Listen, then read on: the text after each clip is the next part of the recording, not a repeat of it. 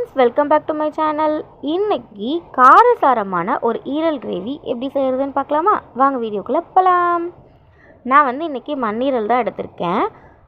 இதை 2 வாட்டி நல்லா தண்ணி ஊற்றி வாஷ் பண்ணி எடுத்துக்கிறேன். அது மேலே இருக்க ஸ்கின்னு மட்டும் ரிமூவ் பண்ணிவிட்டு வாஷ் பண்ணி எடுத்துக்கலாம். ஒயிட்டாக இருக்கும், அந்த ஒயிட் பார்ட் மட்டும் ரிமூவ் பண்ணிவிட்டு வாஷ் பண்ணி எடுத்துகிட்டு ஒரு குக்கரில் 4ஆக கட் பண்ணி போட்டிருக்கேன் அந்த ஈரலை. அது கூடவே தேவையான அளவுக்கு தண்ணி ஆட் பண்ணிவிட்டு குழம்பு மிளகாய்த்தூள் 1 ஸ்பூன், தனியாத்தூள் 1 ஸ்பூன், 1/4 ஸ்பூன் மஞ்சத்தூள் போட்டு குக்கரை மூடி விசில் போட்டு எடுத்துக்கலாம்.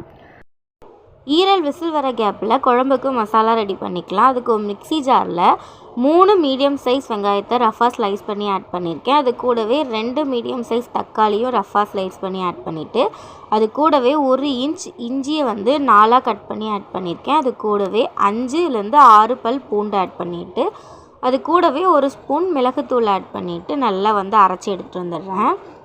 நம்ம அரைக்கும் போது கருவேப்பிலை ஆட் பண்ணி அரைக்கணும், நான் மிஸ் பண்ணிவிட்டேன். அதனால் இப்போ 1 கொத்து கருவேப்பிலை ஆட் பண்ணி பல்ஸ் மோடில் ஒரே ஒரு பல்ஸ் கொடுத்து எடுத்துகிட்டு வந்துடுறேன்.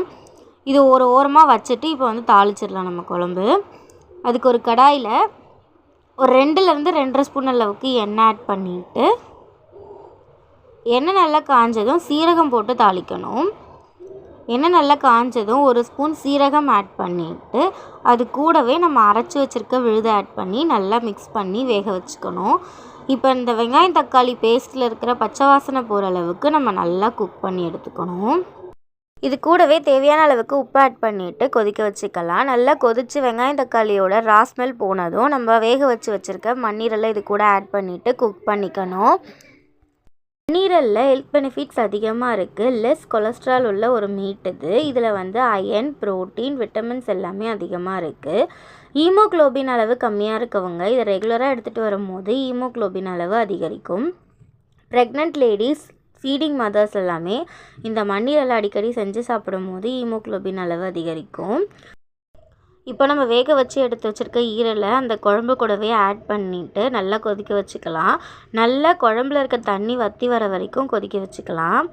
இப்போ ஒரு செமி கிரேவி பதத்துக்கு வந்ததும் அதில் கொத்தமல்லி தலையை தூவி இறக்கிட்டோம் அப்படின்னா சூப்பரான ஒரு ஈரல் கிரேவி ரெடி ஆகிடும். இவ்வளோ ஹெல்த் பெனிஃபிட்ஸ் உள்ள இந்த கிரேவியை கண்டிப்பாக செஞ்சு பார்த்துட்டு எப்படி இருக்குன்னு கமெண்ட்டில் சொல்லுங்கள். சூடான சாதத்து கூட போட்டு பிசைஞ்சு சாப்பிடும் போது டேஸ்ட்டு அட்டகாசமாக இருக்கும். இந்த வீடியோ உங்களுக்கு ரொம்பவே யூஸ்ஃபுல்லாக இருக்கும் அப்படின்னு நான் நம்புகிறேன். ஸோ நல்லா பிசைஞ்சிட்டு கொஞ்சமாக ஈரல் வச்சு சாப்பிடும் போது அவ்வளோ டேஸ்ட்டாக இருக்கும். இந்த வீடியோ உங்களுக்கு பிடிச்சிருக்கும்னு நம்புகிறேன். பிடிச்சிருந்தால் லைக் பண்ணுங்கள், ஷேர் பண்ணுங்கள், கமெண்ட் பண்ணுங்கள். இது வரைக்கும் என்னோடய சேனலை சப்ஸ்கிரைப் பண்ணாமல் பார்க்குறீங்கன்னா கண்டிப்பாக சப்ஸ்கிரைப் பண்ணிக்கோங்க. பாய்.